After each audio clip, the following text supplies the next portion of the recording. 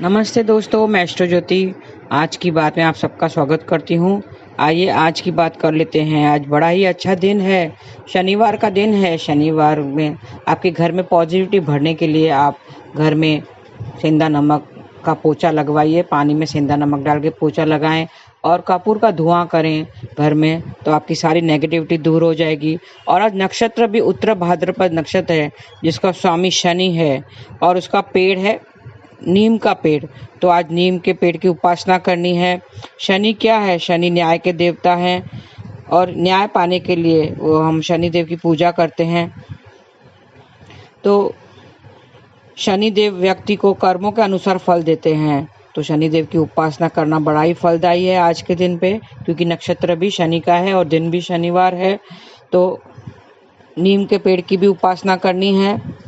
और उत्तर भाद्रपद एक पंचक नक्षत्र है, तो आज पंचक में लकड़ी के काम करने की मनाही है। आपको पता है 5 दिन के पंचक होते हैं जो अशुभ होते हैं, उसमें लकड़ी का काम नहीं करना चाहिए।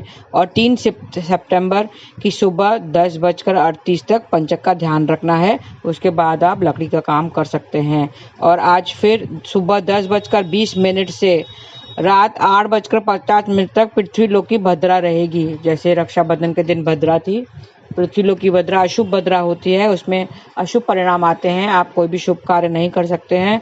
अशुभ भद्रा में शुभ कार्य करना वर्जित माना जाता है। और भाद्रपद कृष्ण पक्ष की तृतीय को कजली या कजड़ी तीज होती है, तो आज अच्छा दिन है। आज कजड़ी तीज का व्रत किया जाएगा। बहुत सारे लोग करते हैं कजरी तीज का व्रत। उसमें विष्णु जी का ध्यान करना है। और आज शिव जी माता पार्वती की भवानी रूप की भी पूजा की जाती है। विष्णु जी के साथ में, भगवान विष्णु के साथ में शिव जी और माता पार्वती की पूजा की जाती है। इस दिन महिलाएं अपनी सुहाग के लिए व्रत रखती हैं।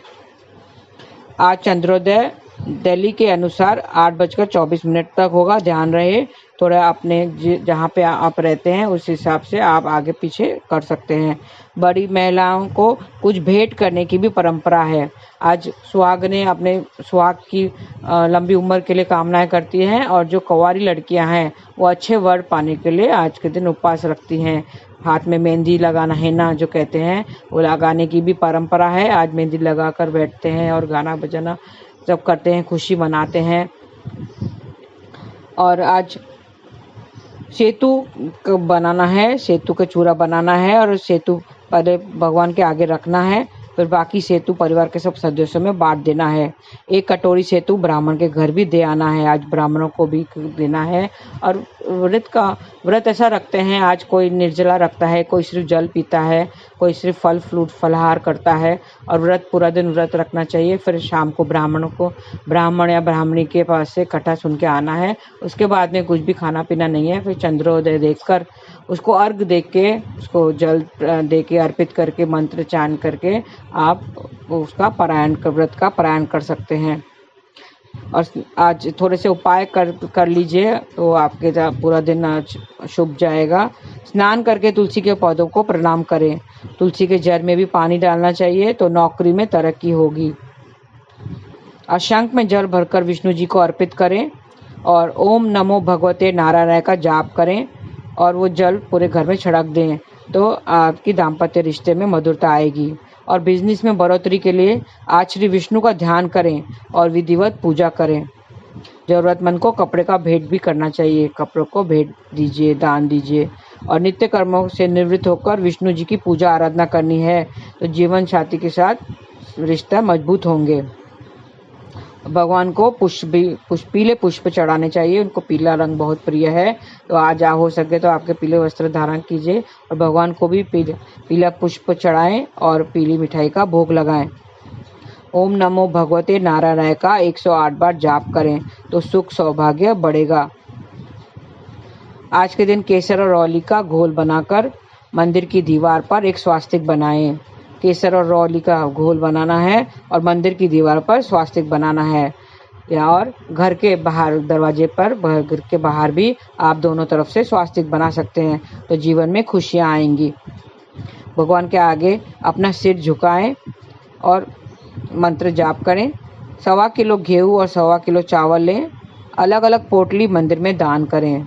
दान करना है, गेहूँ और चावल का दान करना है। वैसे ही आज अनाज दान करते हैं, आटा दान करके आते हैं। ब्राह्मणी का जो कथा सुनने जाता है, आटा या फल फ्रूट आप उनको दान कर सकते हैं। 5 पीली कौड़ियाँ लेकर एक पीले कपड़े में बांधकर विष्णु जी के सामने रखें और पूजा करें, और कौड़ियों को थोड़ी देर के बाद कौड़ियों को उठाकर अपनी तिजोरी में रख दें, तो आर्थिक रूप से आपकी उन्नति होगी। ये छोटे से उपाय हैं, ये बहुत ही अच्छे उपाय हैं, कारगर उपाय बोलते हैं उनको। और उस दिन करने से आपके ये खास उस दिन के होते हैं, जिस हिसाब से जो तिथि होती है और जो त्यौहार होता है उस हिसाब से ये उपाय होते हैं। तो आप जरूर कीजिए और देखिए, आपको फल जरूर मिलेगा। कौड़ियों को अपने तिजोरी में रखना है। आज के दिन गाय की पूजा भी करनी है, संभव हो तो काली गाय की पूजा करें। और खीर बनाकर, चावल और दूध का खीर बनाकर उसमें थोड़ी सी केसर की पंक्तियां डालें और विष्णु जी को भोग लगाएं। खीर का भोग लगाना है और खीर को छोटे बच्चों को भी बांट देना है और फिर स्वयं भी खाना है। शाम को चंद्रदेव को जल में चावल डालकर अर्घ देना है। उसमें आप दूध लेके जल में थोड़ा सा दूध मिलाइए और चावल बनाते हैं, चावल मिलाते हैं और कुकम्बर काकड़ी के थोड़े से पीसेस टुकड़े डालते हैं और फिर अर्घ देते हैं। शाम को चंद्रदेव को अर्घ देना है और मंत्र जाप करना है। ओम श्राम श्रीम श्रौम सह चंद्रमसे नमः। ये चंद्रमा का मंत्र है, इसको आप जाप करके अर्घ दे सकते हैं। तो इस तरह से ये छोटे से उपाय हैं, वो करके आप आज का दिन पूरा व्यतीत करें। उपवास रखें, क्योंकि आज के दिन उपवास रखने से सुहागनें आपने सुहाग की अपने पति की लंबी आयु के लिए वो व्रत रखती हैं। तो इस तरह से आज का दिन, ये शनिवार का दिन भी है, अच्छा दिन है। शनि मंदिर जाइए और शनि को प्रणाम कीजिए और पीपल को जल चढ़ाए, पीपल को गीली मिट्टी से अपने मस्तक पर तिलक लगाएं। ये छोटे छोटे उपाय हैं, ये आपको करने हैं। और सरसों का दीपक भी जला सकते हैं पीपल पर। आइए अभी कृष्ण कथा में हम थोड़ी सी शनि की बात कर लेते हैं। आज हम बात कर रहे हैं 7वें ग्रह के बारे में, जो शनि है और जिसके द्वारा शासित दिन है शनिवार। संस्कृति में शनि शब्द का अर्थ है धीमा। शनि, शनय, शनय कहते हैं धीमा। सबसे धीमा ग्रह होने के कारण इसे शनि कहते हैं। इसे सूर्य की एक परिक्रमा करने में 30 वर्ष लगते हैं। इसके लिए शनि हमारे कठिन परिस्थितियों में गणनात्मक निर्णय लेना सिखाते हैं। बहुत से लोग बिना ज़्यादा सोचे समझे जल्दबाजी में निर्णय ले लेते हैं। वे आवेग में निर्णय लेते हैं और बाद में उन निर्णयों पर पछतावा करते हैं। तो कोई भी अगर महत्वपूर्ण निर्णय लेना है तो शनि का ध्यान करके थोड़ा सा सोच समझ कर ही निर्णय लें। इसलिए यदि हमें शनि की ऊर्जा का आशीर्वाद प्राप्त करना है तो हमें कोई भी महत्वपूर्ण निर्णय लेने से पहले समय निकालकर अच्छी तरह से सोचने के लिए मार्गदर्शन करते हैं, ताकि हमें बाद में पछतावा ना हो। मैंने देखा है कि ज़्यादातर लोग शनि से डरते हैं और शनि के गोचर के दौरान कठिन समय रखते हैं और वे इसके लिए शनि को ही दोष देते हैं। लेकिन इसके लिए शनि को दोष देना ठीक नहीं है। शनि हमारे कर्मों को संतुलित करने वाला कार्य का प्रतिनिधित्व करता है। हमें अपने पिछले जन्म या इस जन्म में जो भी कर्म संचित किए हैं उसका परिणाम हमें शनि के गोचर के दौरान भुगतना पड़ता है। और शनि की 7.5 होती है, ढैया होती है, उसमें भी बुरे परिणाम हमें भुगतने पड़ते हैं। शनि एक ऐसा ग्रह है जो हमेशा न्याय का पक्षधर है। यदि आपके सकारात्मक कर्म किए हैं तो यह सुनिश्चित करेगा कि आपको सकारात्मक परिणाम मिले, और यदि आपने नकारात्मक कर्म हैं तो यह सुनिश्चित करेगा कि आपको नकारात्मक परिणाम मिले। तो शनि हमेशा न्याय और धार्मिकता के लिए खड़ा होता है। शनि को वृद्ध लोगों का प्रतिनिधित्व भी माना जाता है। इसके लिए शनिवार को दादा दादी के साथ संबंधित को मजबूत करने के लिए एक अच्छा दिन कहा जाता है। इसके लिए शनि को मजबूत करने के लिए हमें वृद्ध लोगों के प्रति दयालु और मददगार होना चाहिए। वृद्धाश्रम में दान देना या सेवा देना हमारी कुंडली में शनि को मजबूत करने का एक शानदार तरीका है। तो आपको वृद्धाश्रम जाकर दान करना चाहिए। हम सब सामान्य रूप में दान करके भी शनि की ऊर्जा का दोहन कर सकते हैं, लेकिन हमें यह याद रखना चाहिए कि दान की शुरुआत घर से ही होनी चाहिए। यदि आप धार्मिक ट्रस्टों पर हजारों और हजारों रुपए दान कर रहे हैं, लेकिन आप अपने घर की मदद और अपने अधीन काम करने वाले लोगों की मदद नहीं कर रहे हैं और अपने घर के बुजुर्गों का ही अपमान कर रहे हैं, तो आप शनि को खुश नहीं कर पाएंगे।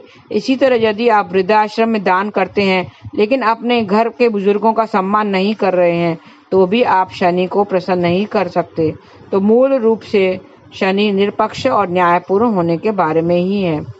स्वास्थ्य के मोर्चे पर शनि कमजोर है तो हम गठिया, जोड़ों के दर्द, दंत रोगों और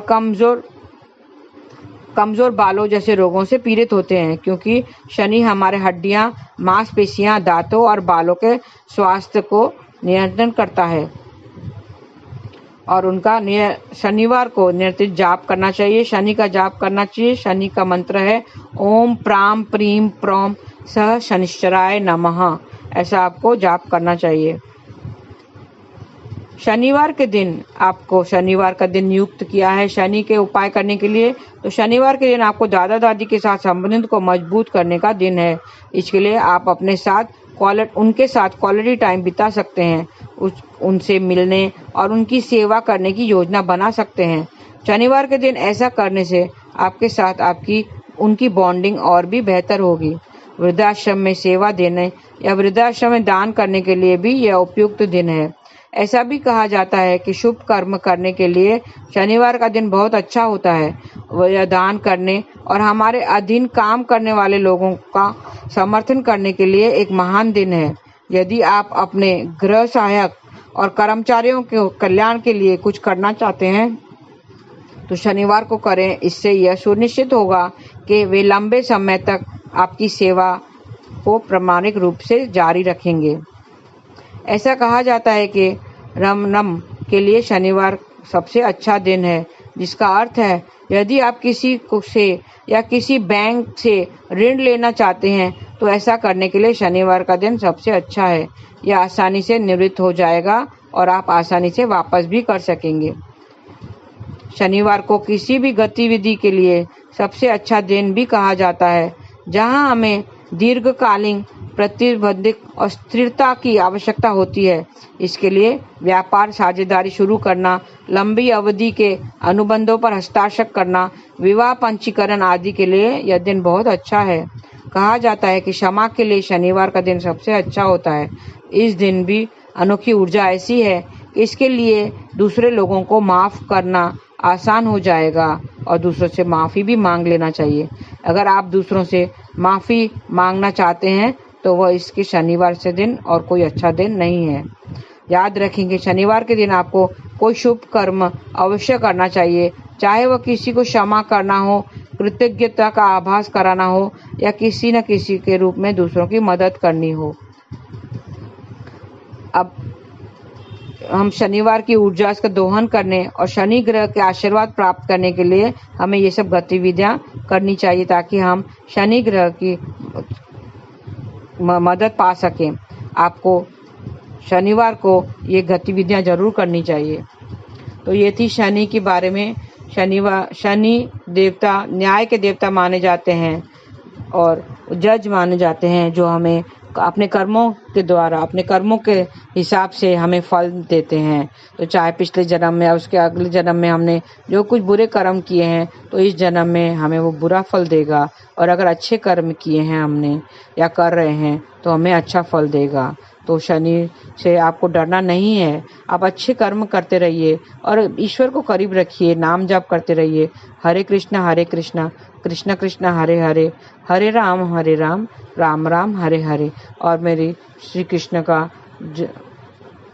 जन्मदिन है 7 सितंबर गुरुवार को। जन्मदिन नहीं कहेंगे हम, प्रकट दिवस कहेंगे, क्योंकि उसने उस दिन इस धराधर में अपने आप को प्रकट किया था, उस अवतार लिया था। और बहुत सारी उनके कल्याण के लिए बहुत सारे जो अत्याचार कर रहे हैं, दोषी हैं, उनको सजा देने के लिए इस यहाँ पर उन्होंने धराधर पर अपना रूप प्रकट किया था।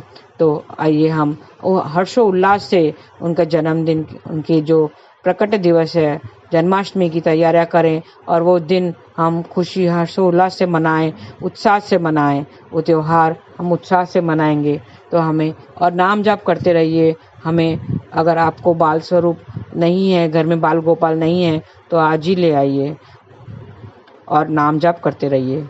आज का दिन आपका शुभ रहे। धन्यवाद। हरे कृष्णा।